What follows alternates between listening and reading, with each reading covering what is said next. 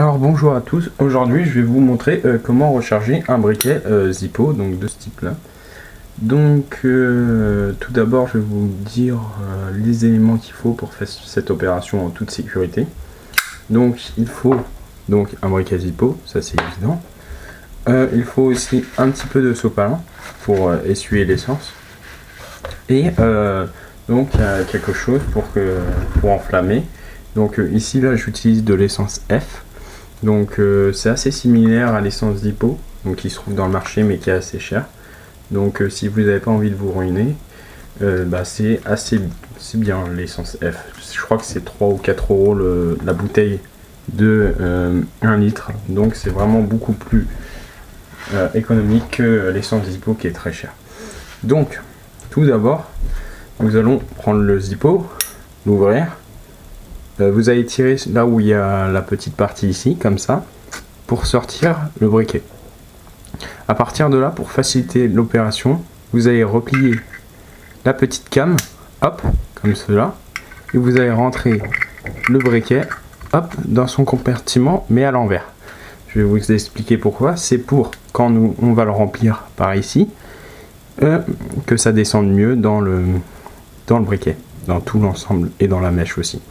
Donc, quand vous avez fait cela, le mieux est d'utiliser des gants, mais vous n'êtes pas obligé parce que voilà, vous faites comme vous voulez, c'est à vos risques et périls. Mais bon, il faut savoir quand même que l'essence F est corrosif et que donc c'est dangereux. Donc le mieux est d'utiliser des gants. Après, on peut ne pas en utiliser. Donc, vous allez ouvrir l'essence, voilà, comme ceci. Là, vous allez tenir le briquet, donc bien replié cette petite partie comme ça, hop, pour bien qu'elle tienne, prendre l'essence, hop, ici venir se mettre comme ça et verser, hop, comme ça, comme vous pouvez voir, hop là. Donc vous essayez que ça déborde le moins possible, et quand vous arrêtez, quand le liquide dépasse du coton, là vous pouvez voir, je sais pas si vous voyez, mais ça dépasse un peu du coton, voilà. Donc là, vous laissez imbiber. Vous attendez un petit peu. Voilà. Vous recommencez un petit peu l'opération pour bien qu'ils soient imbibés. Hop, vous en remettez un petit peu. Et vous attendez encore un petit peu. Jusqu'à ce que ça sature un petit peu. Donc vous pouvez refaire cette opération 2 à 3 fois. Voilà. C'est bien. Et ça va permettre de bien imbiber le coton. De plus, ça va bien descendre. Donc là, pour des raisons de sécurité, on va utiliser le sopalin pour en fait enlever l'essence qui puisse se trouver sur le briquet lors de l'allumage, sinon ça va prendre feu et donc c'est pas ce qu'on souhaite. Donc vous allez déjà commencer par bien remettre ça, hop, le coller pour qu'il soit bien, sortir le briquet, essuyer déjà la partie mobile, cette partie là où il y a le briquet quoi. Puis essuyer la partie donc le couvre-briquet comme ça, il faut bien essuyer, hop là.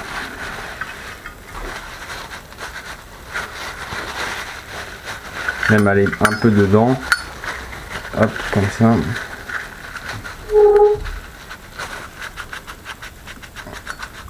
Voilà. Donc là c'est pas mal. Donc quand cela c'est fait, vous allez replier la came et remettre le briquet dans son logement. Donc comme ça. Oula, qu'est-ce qu'il me fait? Hop là. Et voilà. Et là c'est bon, il est rechargé.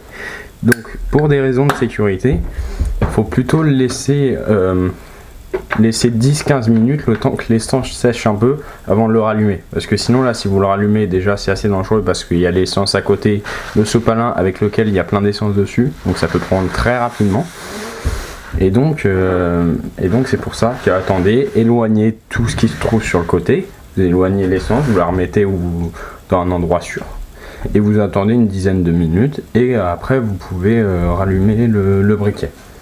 Donc voilà, parce que sinon après ça peut prendre.